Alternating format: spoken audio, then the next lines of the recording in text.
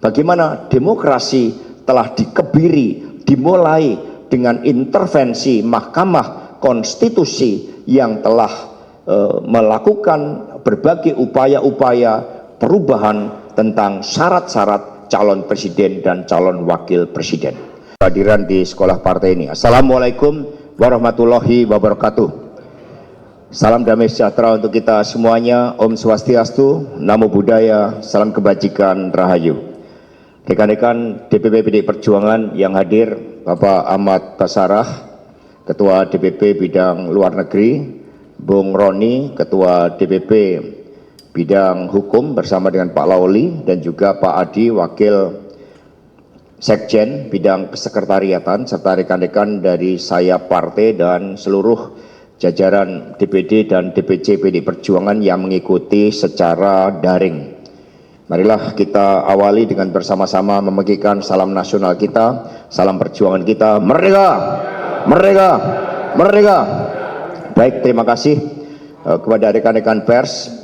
Jadi di sekolah partai inilah PDI Perjuangan meletakkan dasar-dasar pelembagaan partai dengan melakukan kaderisasi secara sistemik untuk membangun kesadaran ideologi, politik, kesadaran organisasi, dan juga kesadaran terhadap lingkungan serta kesadaran untuk menyelesaikan masalah bangsa dan negara.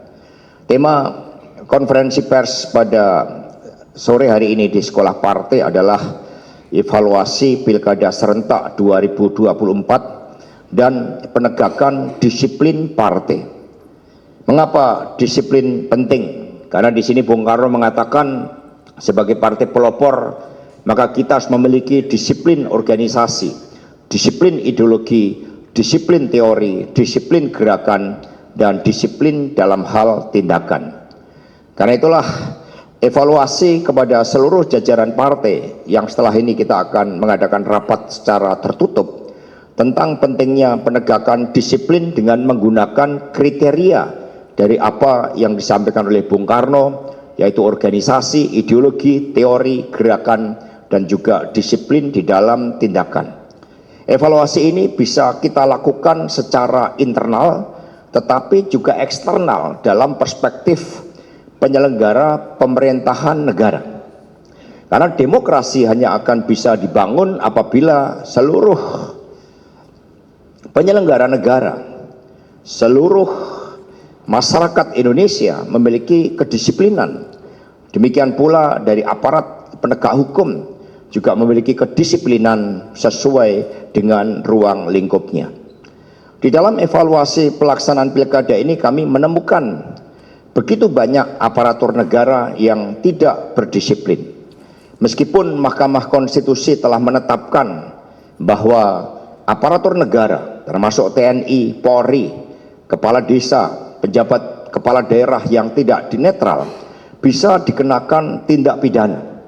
Namun sosialisasi atas keputusan MK tersebut belum berjalan dengan baik dan kita melihat masih banyak kepentingan-kepentingan kekuasaan yang dimainkan, termasuk bagaimana PDI Perjuangan juga mencatat ambisi kekuasaan dari Bapak Jokowi dan keluarga ternyata belum berhenti dengan menjadikan Mas Gibran sebagai wakil presiden. Karena itulah demokrasi di Indonesia menghadapi suatu persoalan yang sangat serius. Prinsip-prinsip demokrasi berada di tangan rakyat ternyata bisa dimanipulasi dengan keterlibatan parcok atau partai coklat. Dan kami menemukan begitu banyak persoalan-persoalan yang muncul tidak hanya di Jawa Tengah, Sulawesi Utara, Banten yang terjadi anomali yang luar biasa, tetapi di beberapa wilayah-wilayah lain termasuk Jakarta dan juga Jawa Timur. Karena itulah kritik yang terbesar di dalam membangun disiplin baik di dalam pemerintahan maupun di dalam partai adalah bahwa tanpa ketaatan terhadap etika, moral, dan aturan hukum maka demokrasi akan menjadi sia-sia. Tanpa ketaatan pada hukum, maka republik ini dibangun bagaikan tubuh tanpa tulang. Dia tidak berdaya untuk melakukan suatu pergerakan, apalagi menegakkan suatu keadilan. Karena itulah berdasarkan hasil evaluasi yang pertama, kami mengucapkan syukur dan terima kasih bahwa berdasarkan rekapitulasi yang kami lakukan dengan menggunakan data-data C1 otentik yang telah diupload oleh KPU di Jakarta, maka untuk Pilkada Jakarta yang kita tunggu-tunggu bersama, hari ini mendapatkan suatu kepastian berdasarkan seluruh data dan rekapitulasi yang kami lakukan bahwa perolehan Bapak Pramono Anung Rano Karno adalah 50,07%, artinya di atas 50% plus 1. Banyak yang mengatakan ada James Bond yang ada di dalam perolehan suara Mas Pramono Anung dan Rano Karno, sehingga siapapun yang akan mencoba melakukan suatu tindakan-tindakan untuk mengingkari suara rakyat ini akan berhadapan dengan seluruh elemen kekuatan pro demokrasi, pro kedaulatan rakyat itu sendiri. Jadi kami sangat bersyukur karena hari ini setelah diselesaikan di Pulau Seribu, kemudian Jakarta Timur, juga Jakarta Utara, dan segera menyusul Jakarta Pusat, Jakarta Barat, dan juga Jakarta Selatan. Sehingga kami mengucapkan terima kasih atas dukungan seluruh warga Jakarta yang terbukti menjadi benteng demokrasi yang sangat baik, sehingga Mas Pram dan Rano dapat memenangkan satu putaran. Kita berikan tepuk tangan yang meriah buat Mas Pramono Anung dan Rano Karno. Kemudian yang kedua, terkait dengan perolehan suara secara keseluruhan, maka dari 37 provinsi PD Perjuangan berhasil memenangkan di 14 provinsi. Dari seluruh kabupaten kota 514, PD Perjuangan berhasil memenangkan di 247 daerah atau 48% di sini. Nah, next kita lanjutkan dengan jumlah kader yang juga sangat signifikan. Oke, kita lanjut dengan data selanjutnya. Dengan ini, perolehan ini juga menunjukkan bagaimana PD Perjuangan sebagai partai yang digerakkan oleh kesadaran ideologi itu ternyata mampu menjaga eksistensinya di tengah berbagai kepungan yang ada. Kemudian yang ketiga, kami mau mengingatkan bahwa kemerdekaan Republik Indonesia ini begitu mahal.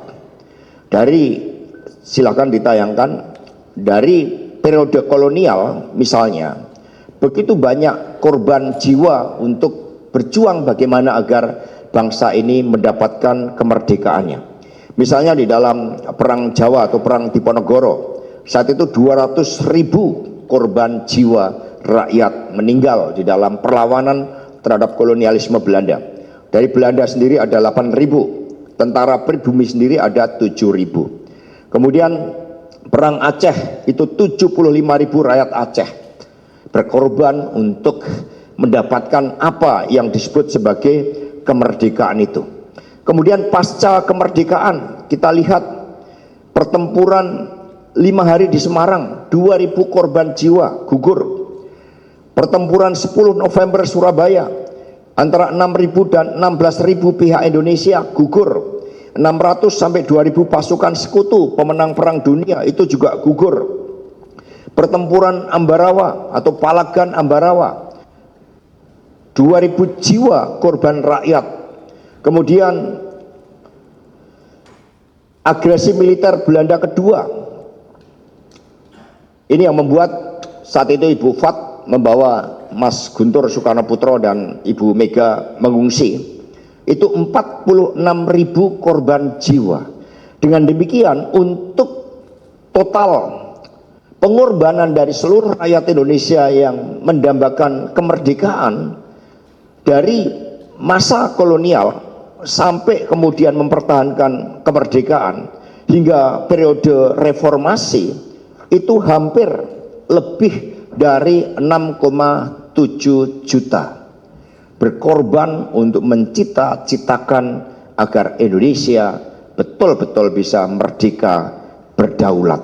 Bayangkan 6,7 juta itu belum termasuk Romusa, belum termasuk peristiwa 65. Di dalam periode reformasi saja, penculikan aktivis pro-demokrasi, tragedi Semanggi I, pembantian Dukun Santet, tragedi Simpang, peristiwa Wasior, Wamena, tragedi Jambu dan sebagainya, termasuk peristiwa 27 Juli, itu juga begitu banyak rakyat yang menjadi korban, mahasiswa yang menjadi korban karena ingin menegakkan apa itu yang disebut sebagai kemerdekaan, kedaulatan, dan demokrasi. Dengan pengorbanan lebih dari 6,7 juta tadi, pesan moralnya adalah betapa mahalnya kemerdekaan itu, betapa mahalnya kedaulatan rakyat itu. Karena itulah PDI Perjuangan akan terus mempersoalkan terkait dengan berbagai turunnya pembunuhan demokrasi kita. Bagaimana demokrasi telah dikebiri, dimulai dengan intervensi Mahkamah Konstitusi yang telah melakukan berbagai upaya-upaya perubahan tentang syarat-syarat calon presiden dan calon wakil presiden. Apa yang disampaikan oleh PDI Perjuangan ini terinspirasi dari pernyataan Prof. Ikrar Nusa Bakti yang menegaskan bahwa perlu 5 kali pemilu untuk memperbaiki kerusakan demokrasi akibat Jokowi, akibat keterlibatan Partai Coklat, akibat dijauhkan watak-watak demokrasi yang berkeadilan, yang mendasarkan hukum sebagai suatu kekuatan yang sangat penting di dalam menjaga tegaknya demokrasi itu sendiri. Karena itulah ketika fenomena parcok ini tidak kita persoalkan secara serius, maka tidak hanya 5 kali pemilu untuk menyelesaikan kerusakan demokrasi. Ini adalah pembunuhan masa depan dari Indonesia yang telah diperjuangkan lebih dari 6,7 juta jiwa rakyat Indonesia yang mendambakan kemerdekaan. Suara rakyat adalah suara Tuhan. Karena itulah dengan mengingat pentingnya demokrasi yang berkeadilan agar watak pemerintahan bisa mewujudkan cita-cita bangsa tersebut, partai terus-menerus melakukan evaluasi terhadap disiplin partai. Kepada seluruh jajaran DPD dan DPC untuk melakukan evaluasi, siapapun yang melanggar disiplin partai akan kita kenakan sanksi organisasi, sehingga dalam rangka Kongres 2025 yang akan datang, PDI Perjuangan dapat melakukan konsolidasi ideologi dan organisasi sehingga tersaringlah kader-kader partai yang militan, kader-kader partai yang menegakkan kebenaran, kader-kader partai yang tidak pernah takut di dalam menghadapi berbagai bentuk intimidasi. Karena itulah setelah ini kita adakan rapat tertutup untuk melihat bagaimana ketidakdisiplinan dari seluruh kader-kader partai di dalam pelaksanaan pilkada serentak yang nantinya partai akan memberikan sanksi yang begitu tegas. DPP sudah menerima masukan, setidaknya sudah ada 27 orang yang akan dikenakan sanksi pemecatan. Nah, untuk itu selanjutnya kepada Pak Ahmad Basarah dipersilakan untuk memberikan tambahan. Silakan. Terima kasih Pak Sekjen. Assalamualaikum warahmatullahi wabarakatuh. Salam sejahtera bagi kita semua. Shalom, Om Swastiastu, Namo Buddhaya, salam kebajikan. Selalu setia mendampingi acara-acara partai, terutama dalam kaitannya melaksanakan tugas partai politik yang dijamin undang-undang untuk melakukan satu kritik dan kontrol sosial pada perjalanan kehidupan berbangsa dan bernegara. Saya melengkapi apa yang sudah disampaikan oleh Pak Sekjen tadi, bahwa kemerdekaan bangsa Indonesia itu bukanlah sesuatu yang tiba-tiba jatuh dari langit, tapi ia merupakan kristalisasi perjuangan segenap rakyat Indonesia dari berbagai macam suku, agama, etnis, dan lain sebagainya untuk merebut kemerdekaan dari tangan berbagai macam kekuatan negara-negara kolonialisme yang pernah menjajah di bangsa Indonesia. Oleh karena itu, para the founding fathers dan the founding mothers kita atau para pendiri bangsa kita setelah merebut kemerdekaan bangsa Indonesia, mereka sepakat bahwa bangsa Indonesia yang ditakdirkan Tuhan Yang Maha Esa ini menjadi bangsa yang majemuk, baik dari segi suku, agama, etnis, bahasa, dan lain sebagainya, harus diikat oleh suatu aturan main berorganisasi yang menjadi kontrak sosial atau kontrak sosial bangsa Indonesia. Itulah yang menjadi kesepakatan bangsa Indonesia dengan membentuk Dasar Negara Pancasila dan kemudian Undang-Undang Dasar tahun 1945 yang sekarang namanya menjadi Undang-Undang Dasar Negara Republik Indonesia tahun 1945. Di sanalah hak dan kewajiban warga negara diatur. Di sanalah hak negara diberikan kewenangannya, diberikan kekuasaannya, diberikan berbagai privilege untuk mengatur rakyatnya. Tetapi sebaliknya, rakyat Indonesia juga diberikan wewenang penuh oleh konstitusi kita dengan term kedaulatan rakyat untuk melakukan kontrol terhadap jalannya kekuasaan negara. Nah, dalam konteks konferensi pers hari ini, yaitu Pilkada serentak 2024 dan menegakkan disiplin partai, saya menganggap apa yang dijelaskan oleh Pak Sekjen tadi adalah kalau kita bicara dalam konteks negara, maka disiplin yang harus kita tegakkan sebagai warga negara adalah disiplin terhadap ideologi bangsa, Pancasila, dan disiplin terhadap rule of game berbangsa dan bernegara kita yang hukum dasarnya dituangkan dalam Undang-Undang Dasar Negara Republik Indonesia tahun 1945. Kalau di antara warga negara Indonesia yang tidak disiplin lagi menerima anggaran dasar, anggaran rumah tangga bernegara, maka negara itu akan kehilangan konsistensinya. Jadi pada konteks ADART ini saya menyebut Undang-Undang Dasar 45 itu adalah ADART-nya kita bernegara. Jadi negara punya ADART sebagai organisasi di tingkat negara Indonesia, di tingkat internasional berkumpulnya berbagai organisasi dunia seperti PBB, kemudian IMF dan lain-lain sebagainya, juga memiliki anggaran dasar dan anggaran rumah tangga sendiri. Di PBB kita punya piagam PBB dan lain sebagainya. Sama halnya ketika kami berpartai, kami juga punya ADART yang menjadi kitab sucinya kami berpartai. Undang-Undang Dasar 45 kitab sucinya kita berbangsa dan bernegara. Maka kalau ada di antara kita yang tidak disiplin terhadap anggaran dan anggaran rumah tangga organisasi kita masing-masing, maka organisasi itu tentu akan terancam eksistensinya. Dalam kaitan ini menambahkan pesan Pak Sekjen tadi bahwa pesan moral kami sebagai social control, kekuatan kontrol sosial dan sekaligus kontrol politik kepada perjalanan berbangsa dan bernegara kita, kritik kita terhadap lembaga-lembaga pemerintahan, dalam hal ini di bawah pemerintahan negara Republik Indonesia, termasuk apa yang disebut oleh Pak Sekjen sebagai partai coklat, harusnya juga berpegang teguh pada ADART lembaga dan organisasi masing-masing. Kepolisian Negara Republik Indonesia punya ADART yang namanya Undang-Undang Kepolisian Republik Indonesia. Tentara Nasional Indonesia punya Undang-Undang TNI, Undang-Undang 34 tahun 2004, Undang-Undang Polri, Undang-Undang nomor 2 tahun 2002. Aparatur sipil negara punya undang-undang, yaitu Undang-Undang Aparatur Sipil Negara. Teman-teman pers dalam menjalankan tugasnya juga punya undang-undang. Ada undang-undang pers, juga ada kode etik jurnalistik. Nah, kalau kita semua di dalam berbangsa, bernegara, termasuk bermasyarakat, kita berpegang teguh pada ADART, etika di atasnya, saya yakin keberlangsungan kehidupan berbangsa dan bernegara kita ini akan berjalan sesuai dengan maksud para pendiri bangsa yang telah memproklamirkan kemerdekaan bangsa Indonesia hingga tahun ini kita memasuki usia 79 tahun kemerdekaan bangsa Indonesia. Jadi kalau kami terus melakukan kritik terhadap institusi-institusi yang kami nilai tidak melaksanakan ADART-nya dengan penuh disiplin, itu adalah bagian dari kecintaan kami kepada keberlangsungan bangsa dan negara ini, juga kerasa cinta kami kepada institusi-institusi negara yang di belakang institusi tersebut menyandang predikat Republik Indonesia. Polri, Kepolisian Republik Indonesia. Ada kata Indonesia di belakang. Dan itu mengikat kita untuk memiliki, mencintai, dan ingin menjaga semua institusi-institusi apalagi yang menyandang predikat Republik Indonesia itu untuk berjalan, bekerja sesuai dengan rule of game-nya.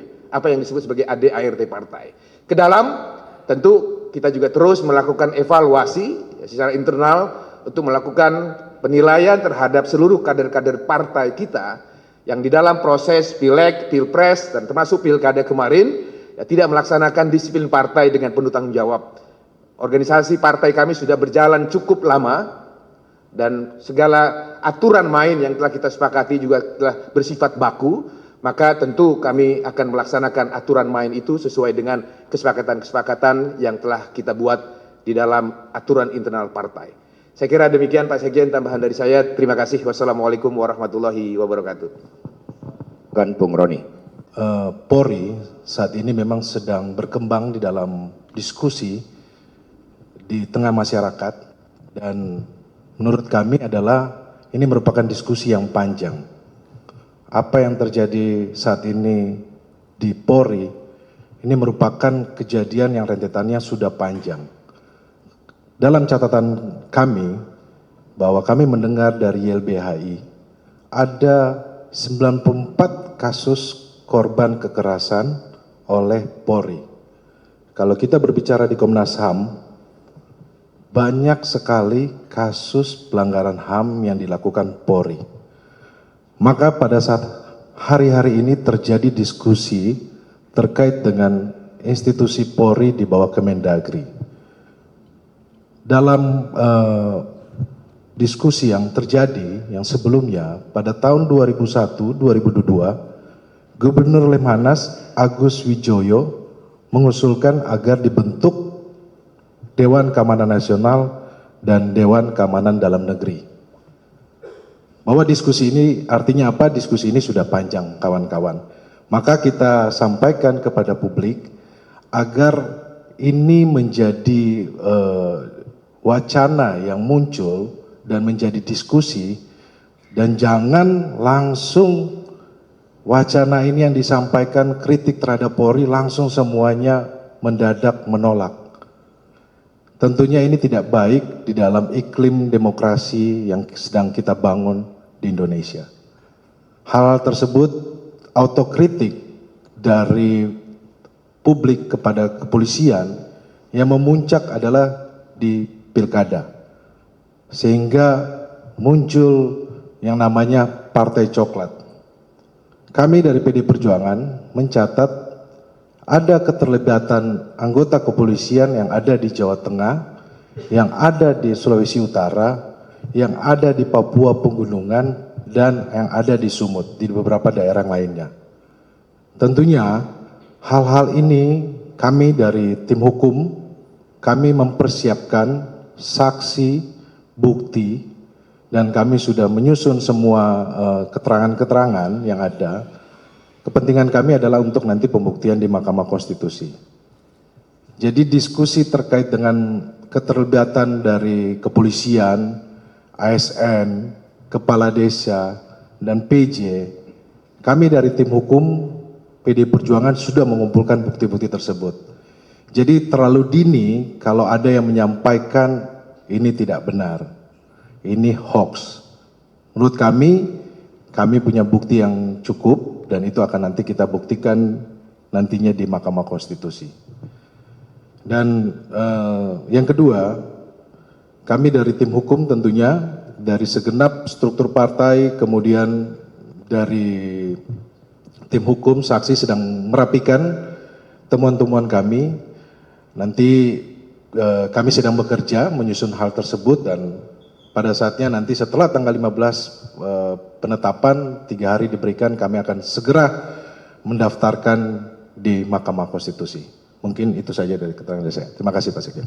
Baik, terima kasih. Jadi kami perpaduan dari Badan Bantuan Hukum Advokasi Rakyat PD Perjuangan, dan juga dengan melibatkan tokoh-tokoh pro demokrasi dan juga beberapa penasihat hukum yang kredibel, memiliki reputasi untuk mempersoalkan ya berbagai anomali demokrasi yang terjadi, baik itu di Banten, di Sumatera Utara, Jawa Tengah, maupun juga beberapa di wilayah lainnya seperti Sulawesi Utara, di mana penggunaan parcok itu memang sangat masif, bahkan sampai masuk ke tempat-tempat gereja. Memang banyak yang pada awalnya dirancang tanpa bukti. Perintah-perintah diberikan secara tertutup, penggunaan instrumen parcok dilakukan secara tertutup, tetapi kami mengucapkan terima kasih karena di tengah-tengah berbagai intimidasi banyak yang kemudian menyatakan berani untuk melakukan perlawanan. Kami memberikan apresiasi karena banyak yang terinspirasi dengan saudara Endah di Kabupaten Gunung Kidul ketika yang bersangkutan berani melawan arogansi dari aparatur negara yang digunakan pada saat Pilpres, ternyata kemudian rakyat bersimpati dan yang bersangkutan akhirnya terpilih sebagai Bupati Bupati Gunung Kidul. Demikian pula saudara Masington tadi dari Tapanuli Tengah juga sudah melaporkan kepada DPP telah terpilih justru dengan rekam jejak yang sangat kritis terhadap pemerintahan Jokowi saat itu. Saudara Masington mendapatkan bonus elektoral sehingga akhirnya dipilih sebagai bupati di Kabupaten Tapanuli Tengah. Dan begitu banyak cerita-cerita yang membangkitkan suatu semangat bahwa kebenaran pasti akan menang. Ketika PD Perjuangan mempersoalkan terkait dengan reposisi Polri sebagai suatu wacana kritis yang diberikan kepada PD Perjuangan sebagai aspirasi dari rakyat, aspirasi dari tokoh-tokoh pro demokrasi. Apa yang dilakukan oleh PD Perjuangan tetap berada pada koridor-koridor konstitusi. Kami sangat menghormati Polri Merah Putih yang berjuang bagi tegaknya hukum di negeri yang seharusnya sangat demokratis ini. Tetapi di dalam praktek melalui Pilpres 2024 dan Pilkada 2024 yang baru saja selesai, ternyata banyak instrumen-instrumen parcok yang digunakan sebagai alat kekuasaan. Maka kami mengajak kepada seluruh masyarakat Indonesia, mari kita selamatkan demokrasi. Agar apa yang disampaikan oleh Prof. Ikrar Nusa Bakti untuk memulihkan demokrasi yang rusak akibat Jokowi, tidak lagi diperlukan 5 kali pemilu, itu bisa kita percepat apabila rakyat juga berani untuk menegakkan kebenaran di dalam mengungkapkan penyalahgunaan kekuasaan dari alat-alat negara dan sumber-sumber daya negara-negara tersebut. Terima kasih, dan selanjutnya kepada rekan-rekan pers kami berikan kesempatan untuk tanya jawab. Silakan. Tolong Pak.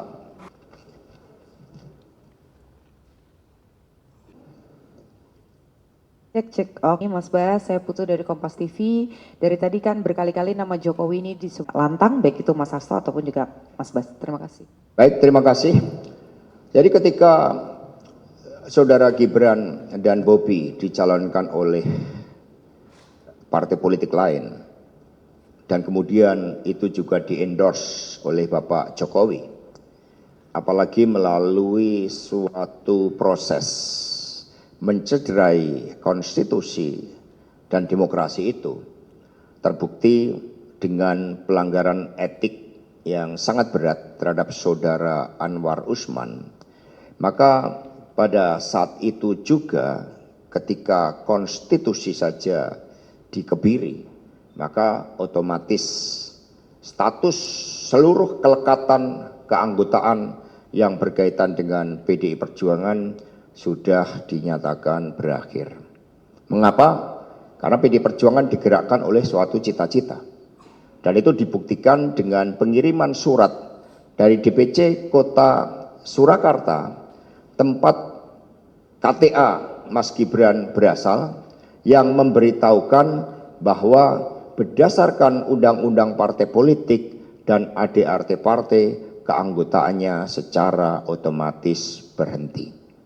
Nah, sehingga di dalam tradisi membangun kehidupan berbangsa dan bernegara yang baik, ketika seseorang telah melupakan suatu ide, gagasan, cita-cita kolektif yang membentuknya, dan kemudian membangun suatu rejim kekuasaan dengan segala cara, bahkan masyarakat Sumatera Utara bisa merasakan bagaimana ketika saudara Bobi Nasution itu dipaksakan untuk menjadi calon gubernur dan proses pemilihan menjadi gubernur itu juga melalui pengerahan aparatur negara, sumber-sumber daya negara, dan suatu kontestasi yang sangat tidak fair yang ditunjukkan oleh ketidakadilan yang terjadi kepada Bapak Edi Rahmayadi, maka di situ semua menjadi bukti-bukti pengingkaran terhadap konstitusi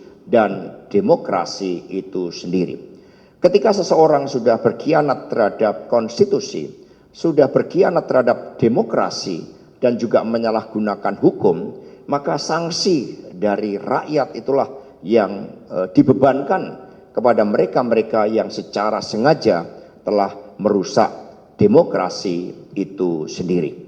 Sehingga saudara-saudara sekalian, keanggotaan PD Perjuangan bukanlah semata-mata pada ada atau tidaknya KTA, tetapi pada komitmen di dalam membangun peradaban kehidupan berbangsa dan bernegara yang baik. PD Perjuangan percaya pada nilai-nilai Satyam Eva Jayate, sehingga mereka yang menanam angin akan menuai padi. Itulah yang kita yakini sebagai suatu bangsa, karena di dalam sejarah peradaban umat manusia tidak ada kekuasaan otoriter sekuat apapun mampu bertahan kecuali mereka-mereka akhirnya menjadi sisi-sisi gelap dalam sejarah.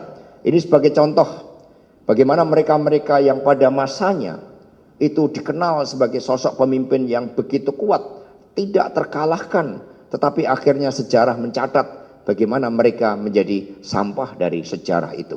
Demikian dari kami, terima kasih. Next.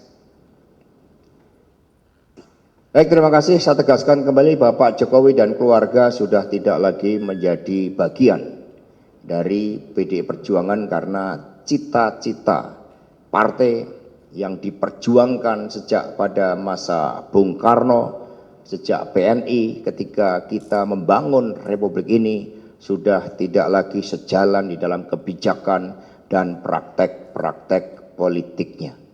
Sehingga itulah yang terjadi. Dan kemudian kita melihat bagaimana ambisi kekuasaan ternyata juga tidak pernah berhenti. Maka di dalam proses ini yang dilakukan oleh PD Perjuangan, kita tidak akan pernah kehilangan dari gagasan-gagasan ideal bahwa dari seorang rakyat biasa bisa berproses menjadi seorang pemimpin. Semuanya tentu menjadi pelajaran yang sangat berharga, dan kemudian bagaimana rapat kerja nasional yang kelima, kami juga telah menyampaikan permintaan maaf kepada rakyat Indonesia tentang seorang pemimpin yang karena kekuasaannya kemudian bisa berubah dan melupakan cita-cita yang membentuknya. Terima kasih. Next. Gugatan ke Mahkamah Konstitusi nanti akan dilakukan sesuai dengan tingkatan. Ada yang kabupaten kota, kemudian ada yang tingkat provinsi. Ya, sejak awal bagaimana di dalam wawancara saya dengan Akbar Faisal, di situ kan ditegaskan bagaimana tekanan yang ditujukan kepada saya agar tidak campur tangan terhadap pilkada di Sumatera Utara, di Jateng, di Jatim, kemudian Jogja, beberapa wilayah Jogja, karena semua sudah diatur dan akhirnya itu kan terbukti terjadi. Nah, karena itulah partai terus mengumpulkan bukti-bukti meskipun sejak awal berbagai operasi-operasi khusus dengan melibatkan Parcok memang dirancang tanpa bukti. Tetapi yang kami yakini adalah ketika seseorang melakukan suatu tindakan dan tidak mau mengakui tindakan tersebut, maka salah satu solusi yang ditawarkan para psikolog adalah uji kebohongan. Nah, itu harusnya para pemimpin negeri ini yang ternyata terbukti secara empiris di lapangan, fakta-fakta di lapangan menjadi penggerak dari Parcok, itu sebaiknya juga bersedia menerima tantangan dari para psikolog untuk bersedia mengikuti tes kebohongan, karena ini kaitannya dengan masa depan negeri ini. Bayangkan 6,7 juta jiwa rakyat dikorbankan untuk cita-cita kemerdekaan negeri ini. Kita tidak boleh sia-siakan pengorbanan mereka. Next. Berikan dorongan kepada Saudara Julius untuk tidak pernah berhenti, karena setiap anggota DPR punya kebebasan untuk bersuara, kebebasan dan juga dilindungi hak imunitas. Sehingga apa yang terjadi di MKD juga menunjukkan bagaimana hegemoni kekuasaan itu bekerja. Sehingga anggota DPR pun itu sampai diberikan sanksi teguran oleh MKD yang seharusnya memberikan perlindungan bagi setiap anggota DPR RI apapun fraksinya untuk menyuarakan kebenaran. Jadi kami akan memberikan advokasi. Bahkan kalau perlu itu sidang itu juga harus dibuat terbuka supaya masyarakat bisa memahami. Next. Teman-teman semuanya, penyalahgunaan aparatur negara untuk tujuan pemilu merupakan bagian dari kejahatan demokrasi.